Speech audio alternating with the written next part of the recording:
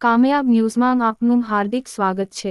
શહેરમાં દબાણ કરતા તથા ગેરશિસ્ત લોકો સામે BMCએ કાયદાનું શસ્ત્ર ઉગામ્યું।